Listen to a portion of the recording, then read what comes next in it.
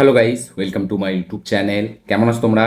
এখন আমরা কথা বলবো হচ্ছে হলিউডের একটি হরর ফিল্ম নিয়ে, horror survival horror thriller film, যেটার নাম হচ্ছে আনটিল ডন, যেটা আমাদের এপ্রিলের 25 তারিখ রিলিজ হয়েছিল, মানে আজ থেকে ঠিক 1 মাস আগে। এই ফিল্মটা একটা ভিডিও গেমের উপর বেস্ড করে বানানো। এর একটা ভিডিও গেম বেরিয়েছিল 2015, যার যার নামটাও ছিল আনটিল ডন। ঠিক আছে, তো সেই মুভিটা থেকেই ইন্সপায়ার্ড হয়ে এই ফিল্মটা, সেই গেমটা থেকে ইন্সপায়ার্ড হয়ে এই ফিল্মটা বানানো হয়েছে। তো এই ফিল্মটার বক্স অফিসে একটা ডিসেন্ট বক্স অফিস কালেকশন করে এবং এটা একটা হরর সার্ভাইভাল থ্রিলার ফিল্ম। এই ফিল্মটা ফাইনালি আমি কমপ্লিট করলাম। কেমন লাগলো আমার আনটিল ডন ফিল্মটা, সেই ফিল্মটা নিয়ে কথা বলবো। চলো ভিডিওটা শুরু করা যাক। তো কেমন হলো এই ফিল্মটা?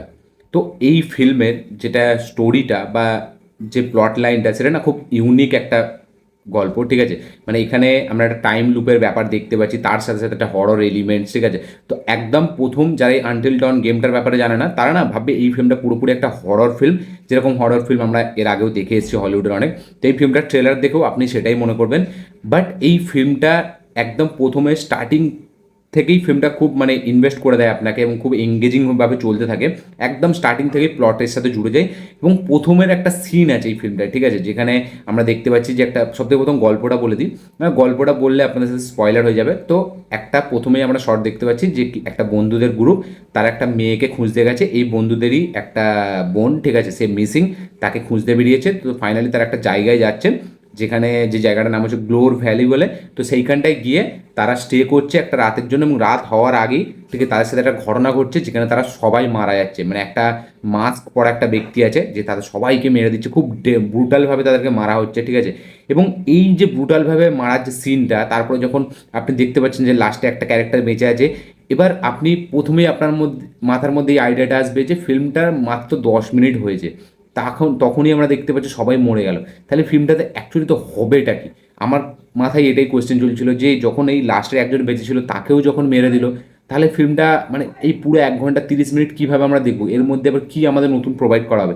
কারণ ফিল্মটা অলরেডি চালু হয়ে গেছে, কোনো প্রি ক্রেডিট সিন না যে আমরা দেখছি এরপরে সিনেমা চালু হবে তার আগে একটা জিনিস দেখালো, এরকম না। ফিল্মটা অলরেডি চালু হয়ে গেছে।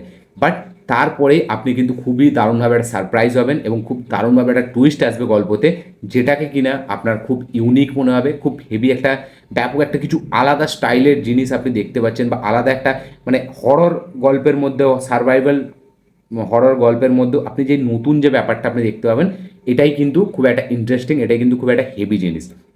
এবার এই জিনিসটা কি আমি বলছি না, ঠিক আছে, সেটা তাহলে আপনার সিনেমাটার মজাটাই চলে যাবে। তো আপনি জাস্ট ওই প্রথমে 10 মিনিটটা দেখবেন, সেখানে যেরকম ব্রুটালিটি, সেখানে যেরকম মানে একটা যে কী বলবো, একটা স্কেরি মুভমেন্টস, ঠিক আছে, সেখানে যে একটা থ্রিল, সেখানে যে একটা মানে কী বলবো, একটা হেভি একটা সিকোয়েন্স সেখানে ডিজাইন করা হয়েছে।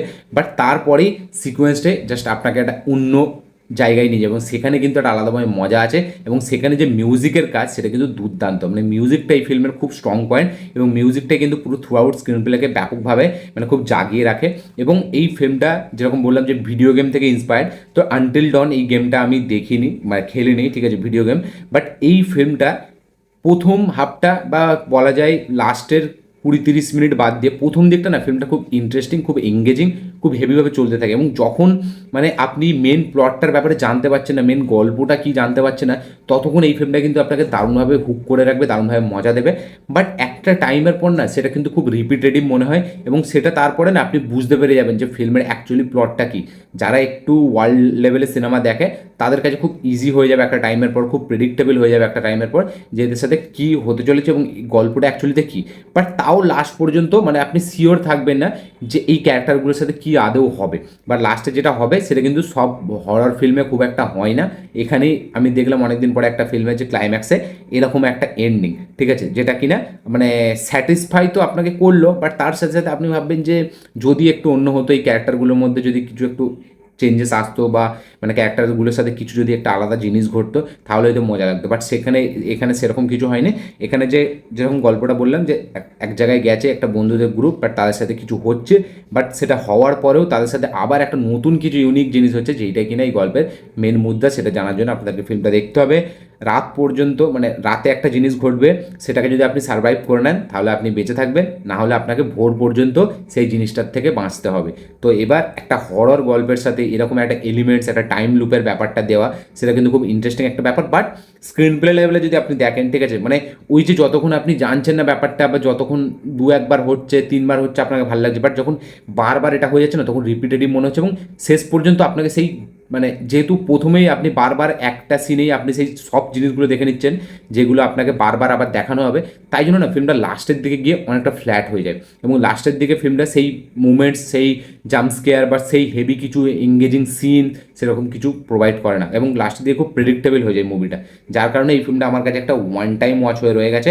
আনটিল ডন মুভিটা মানে গল্প লেভেলে দম ছিল, একটা ইউনিকনেস ছিল গল্পটার মধ্যে, যেটা কিনা ব্যাপকভাবে কিছু গেম চেঞ্জার হতো ফিল্মটার জন্য, বাট সেরকম কিছু হয় না। লাস্টে খুব ইজি, খুব সিম্পল, খুব নর্মালভাবে ফিল্মটা শেষ হয়ে যায়, এবং তারপরে পার্ট 2 হয়তো আসবে, এটা আমরা দেখতে পাচ্ছি, কারণ যেইভাবে শেষ করা হয়েছে, ক্লিপ হ্যাঙ্গারটা রাখা হয়েছে, সেটা দেখলেই বোঝা যাচ্ছে যে পার্ট 2 আসবে। এবং এখানে যে অ্যান্টাগনিস্ট, মানে তাকে একটু আরও ডেডলিভাবে প্রেজেন্ট করা যেত, মানে তার কি উদ্দেশ্য, তার কি ভিশন, সেটা আমরা দেখতে পাচ্ছি খুব ডেডলি, বাট তাকে অতটা ডেডলিভাবে প্রেজেন্ট করা হচ্ছে না। বাট এইখানে এই যে ক্যারেক্টারগুলো যারা এখানে মানে সার্ভাইভাল, তাদের সাথে যে জিনিসগুলো ঘটে না, সেই জিনিসগুলো সেখানের মধ্যে, তার মধ্যে কিন্তু ব্রুটালিটি আছে, তার মধ্যে কিন্তু ভায়োলেন্স আছে, গোর ব্যাপারটা আছে, এবং খুব ইউনিকভাবে তাদেরকে মারা হচ্ছে, যেটা কিন্তু দেখতে ভালো লাগে। বাট কী বলবো, এরকম যারা একটু বেশি ফিল্ম সিনেমা দেখে না, তারা কিন্তু এরকম টাইপের গল্প কোথাও না কোথাও দেখেছে, কোথাও না কোথাও পড়েছে, বা কোথাও না কোথাও তারা এক্সপিরিয়েন্স করেছে, যার কারণে এখানে যখন শেষের দিকে ফিল্মটা এগোচ্ছে না, ততটা সেই এক্সপিরিয়েন্সটা আপনি হেভি পাচ্ছেন না, যতটা কিনা প্রথমের দিকে এক্সপিরিয়েন্সটা ব্যাপক হচ্ছে। আপনি প্রথমে নতুন কিছু সেই ওয়ার্ল্ডটার সাথে আপনি মানে কী বলবো, নতুনভাবে আপনাকে ইন্ট্রোডিউস করানো হচ্ছে, ওয়ার্ল্ডটার সাথে আপনি পরিচয় হচ্ছে নতুনভাবে একদম প্রথম, তখন মজা লাগছে, ঠিক আছে, বা রিপিটে এক দুবার যখন হয়ে যাচ্ছে বেশ ভালো লাগছে। বাট যখনই বারবার হয়ে যাচ্ছে না, তখন জিনিসটা রিপিট হয়ে যাচ্ছে, এবং তারপরে তখন সেই এসেন্সটা থাকছে না, যেটা আপনি প্রথমবারে যে মজাটা পাচ্ছেন বা দ্বিতীয়বারে যে মজাটা পাচ্ছেন, তারপরে কিন্তু সেই মজাটা থাকছে না। এবং এখানে যে স্কেরি মুভমেন্ট, সেরকম স্কেরি মুভমেন্ট কিন্তু প্রথমের যে মুভমেন্টটা, সেটা কিন্তু ব্যাপক, সেটা আপনাকে দারুণ একটা ব্যাপার দেবে, যে আপনি ভাববেন যে ফিল্মটা একদম ব্যাপক কিছু হতে চলেছে। বাট লাস্টের দিকে সেই মুভমেন্টসগুলো যখন আপনি মানে রিপিটেটিভ হয়ে যাচ্ছে না, তখন যে এখানে এই যে ব্রুটাল কিলিংটা করছে তাকেও ভালো লাগছে না, বা এখানে যে মানে হররভাবে যাদেরকে প্রেজেন্ট করা হয়েছে, যে ভূতগুলো টাইপের, মানে কাইন্ড অফ জম্বি টাইপের, তাদেরকেও অতটা আর হেভি লাগছে না। এবং এই ফিল্মের যে ডিরেক্টর, সে আগে 4টে ফিল্ম করেছে, 2টো হরর ফিল্ম এবং 2টো হচ্ছে সুপার হিরো ফিল্ম। একটা হচ্ছে লাইটস আউট, যেটা 2016 বেরিয়েছিল, হরর ফিল্ম। একটা হচ্ছে অ্যানাবেলা ক্রিয়েশন, যেটা অ্যানাবেল ফ্র্যাঞ্চাইজের ফিল্ম, 2017। সাজাম, যেটা সুপার হিরো ফিল্ম ডিসির, সেইটা, এবং সাজামের পার্ট 2, এই দুটো এই ডিরেক্টর টোটাল 4টে ফিল্ম ডিরেক্ট করেছে, এটা নিয়ে 5টা।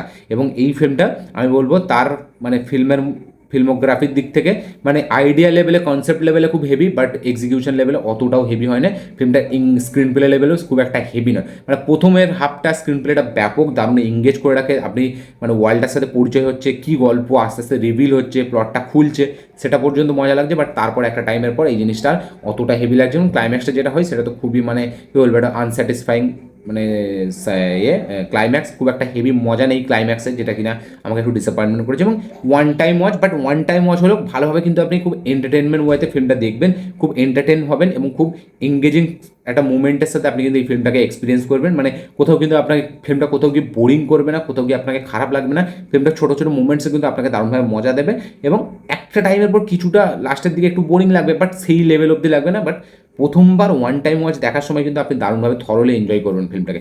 আমার তো ফিল্মটা একটা one time watch, decent to watch film মনে হয়েছে, বেশ টাইম পাসের জন্য ভালো। আপনাদের কি বক্তব্য আনটিল ডন নিয়ে অবশ্যই কমেন্টে লিখে জানাবেন।